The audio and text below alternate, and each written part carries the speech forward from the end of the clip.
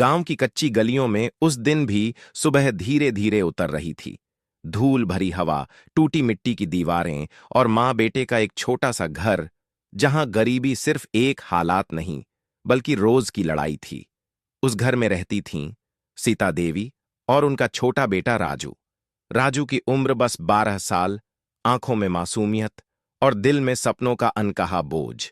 माँ सुबह से रात तक काम करती, बाजार में सब्जी काटती, किसी के घर चूल्हा जलाती, और जब थकावट हड्डियों में उतर जाती तब भी सवाल वही होता, कल कैसे गुजरेगा। एक शाम राजू ने धीरे से पूछा, माँ, मैं स्कूल कब जाऊंगा? माँ ने निगाहें नीची कर लीं। कभी कभी जवाब न देना ही सबसे गहरा जवाब होता है। घर की छत पर रोज एक कबूतर बैठता था। राजू उसे रोटी के टुकड़े देता और कबूतर पंख फैलाकर उड़ जाता। शायद उड़ान देखने से भी सपने जन्म लेते हैं। राजू ने एक दिन कबूतर से कहा, मैं भी उड़ना चाहता हूं, पर कैसे?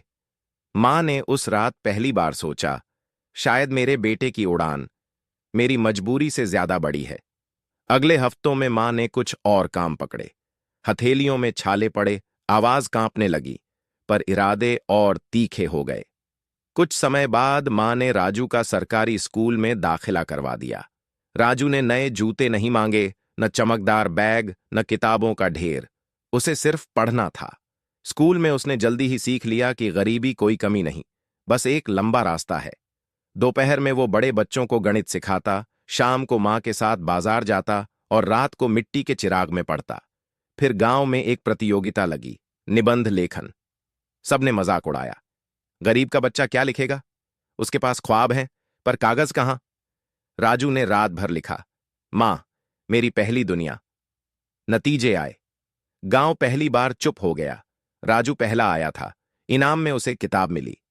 किताब के अंदर एक लाइन लिखी थी, सपने उन्हीं के पूरे होते हैं जो सोते नहीं, जागते हैं।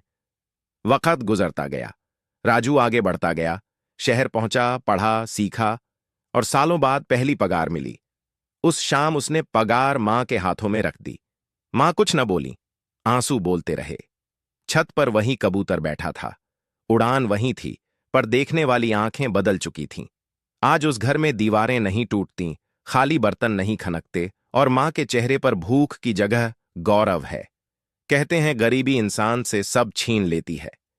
राजू ने दुनिया को दिखाया, गरीबी चीजें छीनती है, सपने नहीं। और सीता देवी ने साबित किया, मां गरीबी से नहीं हारती, वो बस चुप रहकर लड़ती है, अपने बच्चे के लिए। हर घर में एक कबूतर होता है, एक मां होती है, और एक बच्चा जो उड़ना चाहता है।